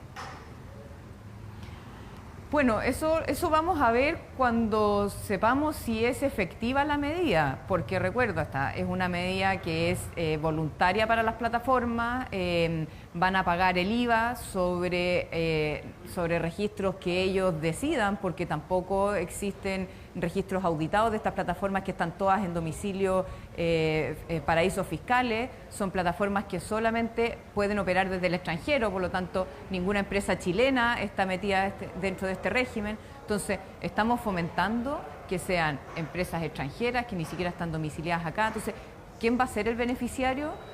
Claro, parecería el fisco, pero tenemos también ahí la duda de cuánto va a ser lo que se va a recaudar por este concepto. ¿Y quiénes son los dueños finales también de estas casas de apuestas? Ahora, para estas mismas casas de apuesta, ¿por qué tendrían que pagar las que están también legalizadas cuando es tan difícil fiscalizarlas a todas y de todas maneras va a haber otras que van a surgir y a las que tampoco se va a poder bajar sus sitios porque la Subtel no tiene las manos, no tiene las herramientas? Es un poco una tierra de nadie y sobre la que se decide, entre comillas, cortar por lo práctico y cobrar impuestos a las que se pueda. Sí, bueno, son parte de todas las interrogantes que genera esta decisión que tomó el Servicio de Impuesto Interno. La verdad que cómo se va a resolver no lo sabemos, quiénes se van a inscribir tampoco lo sabemos. Lo cierto es que los únicos que celebran esta decisión son algunas de las plataformas, porque obviamente para ellos decir que están pagando impuestos en un país como Chile las blanquea, así de simple, las blanquea. Entonces, una de las principales razones de decir, oye, estas son ilegales, ¿cómo hacemos para regular? Era porque no estaban pagando ningún impuesto. Si hoy día tú las tienes en el sistema y están pagando impuestos, ellos dicen, oye, yo opero en Chile, yo estoy pagando impuestos, estoy lista. Pero de nuevo, el impuesto que están pagando sería un impuesto muy bajo, solo el IVA, no se estaría gravando por una actividad que tiene externalidades negativas y que sí, obviamente, tiene que tener mucho más resguardos que solamente ese pago. Claro, porque pueden ser sitios solamente de estafa donde no gana nadie más que la empresa, además. Así es, así es. Hay de todo en este mundo. Ya, y ustedes, línea de acción, dentro de los próximos días, reunión con autoridades, con parlamentarios, todavía no han decidido una línea de acción. Mira, nosotros siempre estamos abiertos y dispuestos al diálogo. Nos hemos reunido en innumerables ocasiones con el Ministerio de Hacienda, porque obviamente ellos son los que llevan el proyecto de ley desde la instalación de este gobierno, no solamente con Hacienda, sino que también con Educación, con Desarrollo Social, incluso con Subtel, con varios, con Turismo, porque esta es una industria que fue creada para el desarrollo de regiones y turistas. Entonces, estamos completamente abiertos, completamente disponibles desde el día 1, muy disponibles a impulsar todo lo que es la regulación en función de los casinos legales y establecidos. Así que vamos a ver qué pasa. Hasta ahora no hemos recibido ningún llamado, hasta ahora obviamente plantear la preocupación que nos genera este tema, que repito, no es solamente por la industria, sino que es la señal que estamos dando como país. Y finalmente, Cecilia, la ley que se está debatiendo en el Congreso, que está impulsando el senador Matías Walker, ¿es para ustedes una buena legislación? A ver, es una legislación robusta. Claramente, como todo proyecto de ley, es muy perfectible, pero llevamos 4 años en discusión, por lo tanto se ha avanzado bastante en la línea correcta y creo que hay que seguir por esa línea. O sea, esa es la vía para que en Chile tengamos una legislación acorde a los tiempos de esta industria.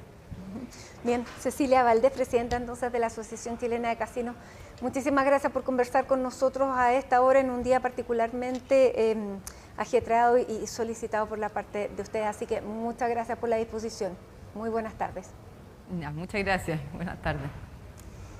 Y nosotros a esta hora vamos a seguir avanzando con otras informaciones de esta jornada y vamos a ir al 7º Juzgado de Garantía, que ha decidido mantener la prisión preventiva para la ex jueza de la Corte Suprema, Ángela Vivanco. Bueno, ¿cuáles son las razones por las que el 7º Juzgado de Garantía tomó esta decisión? Vamos con Juan Cristóbal Cható para conocer más detalles. Hola, Juan Cristóbal. ¿Cómo estás, Matilde? Muy buenas tardes. Sí, una interesante, se podría decir, audiencia de revisión de cautelares de la exministra de la Corte Suprema, Ángela Vivanco, es lo que vimos hoy en la sala 103 de la Torre C del Centro de Justicia. Esta solicitud presentada por la defensa de la exministra de la Corte Suprema buscaba dejar con una menor medida cautelar a Ángela Vivanco, quien, recordemos, está precisamente privada de libertad en el Centro Penitenciario Femenino de San Joaquín desde el pasado 30 de enero, donde fue formalizada por los delitos de cohecho y lavado de activos. ¿Por qué decía al principio que estuvo interesante? Porque estuvimos a nada de tener una declaración en estrado de quien en algún momento integró el máximo tribunal del país y ahora se encuentra en prisión preventiva. Esto porque quería hacer algunas precisiones frente al juez de algunos hechos relatados por el Ministerio Público y los querellantes. Sin embargo, esto fue aconsejado por su defensa que no lo hiciera, debido a que esto abría la oportunidad a un interrogatorio cruzado, tanto como por su defensa como por parte del Ministerio Público y de los distintos querellantes. Los invito a que pasemos a revisar ese momento de la audiencia. Sí, señor magistrado, son 3 puntos muy breves y son aclaraciones, porque yo tengo la pretensión de declarar extensamente sobre esta causa que tiene obviamente complejidad y libretes diversos, eso en concordancia con mi defensa. Pero creo que hay 3 puntos que se han tocado esta mañana por los querellantes y por el Ministerio Público que creo que vale la pena aclarar y que no tienen que ver con mi participación en los hechos o eventual participación, sino que tienen que ver con situaciones totalmente fácticas, ¿no? Es que son cosas muy breves, Patricia, por eso es que creo que no es necesario que conferenciemos antes, porque no va a nada, creo que no va a dar lugar a más que hacer la aclaración, y son temas que se pueden revisar en los documentos del caso. Lo cierto es que después de los distintos argumentos de la defensa y los contraargumentos del Ministerio Público y los querellantes, el juez Jaime Fuica determinó que se mantendrá privada de libertad Ángela Vivanco en el Centro Penitenciario Femenino de San Joaquín. Los invito a que pasemos a revisar también parte de esa resolución. Los antecedentes debatidos durante la presente audiencia permiten concluir que subsisten los requisitos contemplados en las letras A, B y C del artículo 140 del Código Procesal Penal y que conforme al mandato contenido en el artículo 139 del mismo cuerpo legal, las restantes medidas cautelares personales continúan siendo insuficientes para asegurar adecuadamente los fines del procedimiento, estableciendo en específico que la libertad de la imputada genera actualmente un riesgo relevante para el éxito de la investigación y un peligro para la seguridad de la sociedad. Ahora, lo cierto es que este recurso presentado por la defensa de Ángela Vivanco, que ahora desde hace poco está a cargo de la Defensoría Penal Pública, buscaba aminorar su medida cautelar apuntando principalmente al hecho de que ella no goza de buena salud, incluso desde antes de quedar en prisión preventiva, y también el hecho de que ella es la cuidadora exclusiva de su madre, quien vive en una residencia para adultos mayores. También apuntaron al hecho de que consiguieron informes psicológicos y psicosociales con peritos privados, los cuales habrían determinado de que la libertad de Ángela Vivanco no hubiese significado un peligro para la sociedad ni tampoco para el desarrollo de la investigación. Todos argumentos que finalmente no fueron suficientes para revertir la situación de Ángela Vivanco en lo que tiene respecto a su libertad. Los invito a que pasemos a revisar la reacción de la defensa después de la resolución del tribunal. No estamos de acuerdo con la fundamentación que dio el tribunal en relación a las solicitudes que hizo la defensa en este caso. Nosotros lo que planteamos en esta oportunidad era la peligrosidad o la no peligrosidad que tendría mi representada el día de hoy, de lo cual creemos que no se hizo cargo. Bueno, claramente ella está bastante afectada, no solamente en el plano emocional y psicológico, sino también físico, en el entendido de que ella tiene algunas afectaciones que vienen con anterioridad incluso a esta causa. Ella está saliendo de un cáncer, el cual está en este momento en remisión, pero no ha tenido controles. La verdad es que dentro de un recinto penitenciario es bastante difícil. Por el otro lado, tanto desde el Ministerio Público como desde Codelco, quien es querellante y además víctima, valoraron el hecho de que haya sido ratificada esta medida cautelar privativa de libertad, apuntando a la gravedad de estos hechos, al hecho de que Ángela Vivanco no ha prestado declaración hasta el momento y también apuntando a que los hechos como tal, contenidos en esta investigación, no han pasado por ningún cambio sustancial. Los invito a que pasemos a revisar las reacciones tanto de la Fiscalía como de Codelco después de la resolución. Los antecedentes y el avance de la investigación dan cuenta de que la situación ha variado, pero en desmedro de la situación procesal de la imputada. Y en consecuencia, eso es lo que planteamos en audiencia, y el tribunal, haciendo lugar al planteamiento que realizó tanto el Ministerio Público como los querellantes, resolvió mantener la prisión preventiva. Una vez más se confirma que este es un caso gravísimo de corrupción judicial, donde abogados se coordinaron con una exministra de la Corte Suprema, nuestro máximo tribunal, para torcer la justicia y enriquecerse con ello. Hoy día, nuevamente, un tribunal ha considerado que la señora Vivanco tiene que permanecer en prisión preventiva porque ella tuvo un papel central en toda esta trama. Ahora, esto se da prácticamente a 2 semanas de que Eduardo Lagos tuvo el mismo destino, con el recurso bajo el cual buscaban dejar sin efecto su prisión preventiva. También fue ratificada en esa fecha y la próxima semana tenemos la revisión de medidas cautelares de los otros 2 imputados en esta causa. Hablamos del abogado Mario Vargas y de la pareja de Ángela Vivanco, Gonzalo Migueles, a quienes se les va a revisar la prisión preventiva durante la próxima semana. Ahí vamos a ver si es que se sigue la tendencia de mantenerlos privados de libertad o si podría haber un cambio debido a una eventual colaboración sustancial o algún cambio que permita que estas 2 personas salgan de la cárcel. Bien, Juan Cristóbal, muchísimas gracias por esa información. Muy buenas tardes.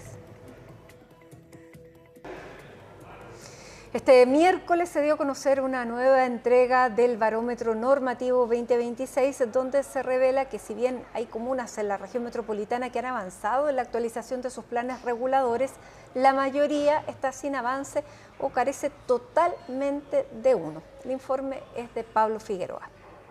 Finalmente se dio a conocer un nuevo diagnóstico del Barómetro Normativo 2026. Un informe que tiene como propósito actualizar el diagnóstico de los instrumentos de planificación territorial del Gran Santiago, evaluando el estado actual de los planes reguladores comunales, en donde hay varios puntos positivos a destacar. Hoy en día tenemos un gran porcentaje de planes reguladores, ¿cierto?, que están en proceso de modificación.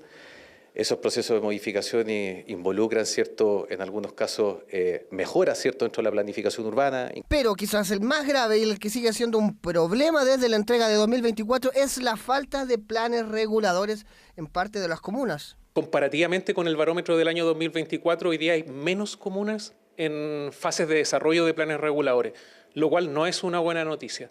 Y además de eso, todavía tenemos un 59% de las comunas que o no tienen plan regulador o que están desactualizados sus planes reguladores. Pero para que la gente entienda, ¿qué es un plan regulador? Para poder hacer un plan regulador hay que partir primero haciendo un PLADECO, el Plan de Desarrollo Comunal, porque el Plan de Desarrollo Comunal es un plan donde se proyecta el crecimiento de la comuna en 20, 15, 10 años, ahí dependiendo del horizonte de... Y también, ¿por qué demora tanto un plan regulador? Que es revisado por la dirección de obras, por cada uno de los concejales, para poder hacer un plan regulador.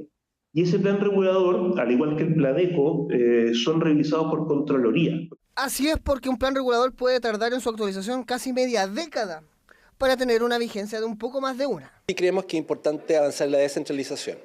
Y hay 8 regiones que tienen la capacidad de poder modificar el plan intercomunal, o en el caso de Santiago, el plan regulador metropolitano de Santiago, y estamos a la espera de que esto también se haga en la región metropolitana. El decreto fue ingresado a la Contraloría, fue retirado y esperamos que se reponga. Así que eso es un punto muy importante.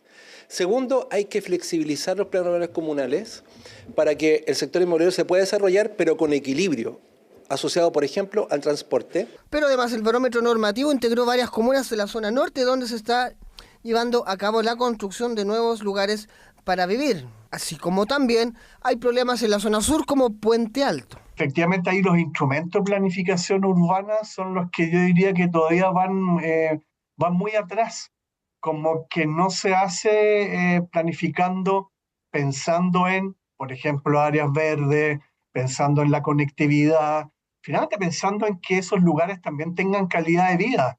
Y calidad de vida, uno de los aspectos importantes es cuánto me demoro en llegar a mi trabajo. Que esto es medio pendular. Hemos pasado desde tener unas normativas muy laxas a fines de los 90, en los años 2000, a tener normativas muy restrictivas. Tenemos que buscar el equilibrio, tenemos que buscar el consenso, los procesos de participación ciudadana que les he mencionado, es parte de la búsqueda de esos equilibrios. Un debate largo como el que se lleva semana a semana en varias comunas, en donde se está escuchando la opinión de la gente con respecto a los planes reguladores y en dónde se debe y cómo y con qué consecuencias se debe construir en cada sector de la región metropolitana. Aunque hay expertos que llaman a que empecemos a mirar afuera del Gran Santiago, hay otros que insisten que aún hay lugar acá, en el centro del país. Esta jornada se concretó el hito constructivo que une los túneles AVO 1 y 2, completando así el anillo de Américo Vespucio, una actividad que encabezó el presidente Kast y que representa el 36% del avance de las obras en un proyecto que se espera esté terminado en 2028. Sebastián Riz nos cuenta. Iba a preguntarle a la persona que llevaba más años trabajando, pero era don Diego. Y como Antonia lo hizo tan bien, le vamos a decir a Antonia que dé la instrucción. Así el presidente traspasó el rol de dar la orden. Adelante con la caída del telón. Y así fue la caída del telón para el encuentro entre los dos túneles que une AVO 1 y AVO 2, completando así el anillo vial de la autopista Américo Vespucio. Y uno no dimensiona lo que está haciendo. Y cada uno lo dimensiona de manera distinta. El ministro decía: yo soy ingeniero, el alcalde es arquitecto, y todos ven algo distinto. Yo soy usuario. Y cada día en el taco de arriba digo, ¿cómo le estará yendo allá abajo? Circulo por aquí al menos 2 veces al día, de mañana y de vuelta. Ahora ya no tanto porque cambié la residencia. Darle las gracias por esas miles de familias que van a tener más tiempo. Y es que se estima que la obra beneficiará a más de 660.000 personas, reduciendo los tiempos de viaje de 30 a 5 minutos. Un proyecto que contempla $815 millones de inversión y tendrá 2 túneles independientes de 4,8 kilómetros cada uno, con 3 pistas en cada sentido. Estructura que estará por debajo de la línea 4 del metro, pasando por las comunas de La Reina, Ñuñoa, Peñalolén y Macul. Pero el dueño de estas autopistas, de estas carreteras, es el Estado de Chile. Es decir, somos todos los chilenos. Y tiene un impacto no solo en el crecimiento, en el desarrollo del país, en el empleo, sino también en ahorrar tiempo.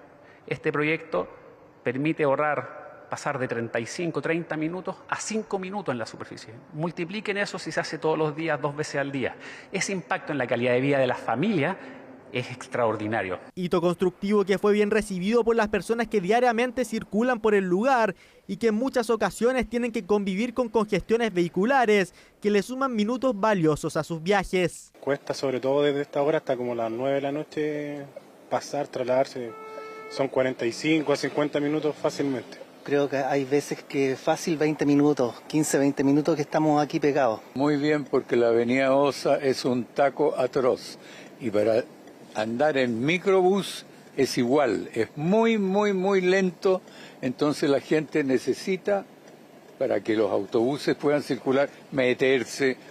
Forma positiva, bastante positiva, puedo llegar a la casa más rápido, estos tramos más largos son más expeditos. Ahora no será lo único que dejará el proyecto, ya que la obra contempla la creación de espacios verdes en 4 puntos específicos del trayecto. En la intersección de Príncipe de Gales, al frente del Mall Plaza Gaña, afuera del Metro Los Presidentes y una reestructuración de la Rotonda Grecia. Quizás la gran importancia que tiene esta obra para nuestros vecinos no es lo que pase en subterráneo, no es este túnel, sino que es cómo resolvemos la situación de superficie. Y en ese sentido, esta obra considera subsanar muchos problemas estructurales que venían ya desde hace 30, 40 años. Estas imágenes grafican uno de los mayores problemas que presentó la autopista subterránea Vespucio Oriente 1. Era septiembre de 2023 y la filtración de agua en gran parte del trayecto generó más de un dolor de cabeza para los usuarios por su alta peligrosidad. Asunto que fue respondido por la concesionaria. Lo que es el tema de filtraciones, se está trabajando con una manta impermeabilizante que la va a cubrir en toda su extensión, por lo cual no debería haber problemas de filtraciones de agua. Proyecto que ya tiene un porcentaje de avance del 36% y que se espera esté totalmente terminado y abierto al público para el año 2028, logrando así completar el anillo Américo Vespucio y con ello mejorar la conectividad y el sistema de transporte urbano en el Gran Santiago. Hacemos una pausa en Hoy es Noticia, nos vamos con esta imagen de la capital donde a esta hora hay 16 grados con 6 décimas de temperatura y ponga atención porque el día de mañana la máxima en la capital va a llegar a los 15 grados, 1 grado menos de lo que tenemos a esta hora. Con esta imagen nos vamos a la pausa y ya estamos de regreso. Nos vamos con esta imagen de Plaza Italia y contándoles que la temperatura es de 15 grados, es la misma que va a ser la máxima proyectada para el día de mañana. Que tengan una muy buena tarde.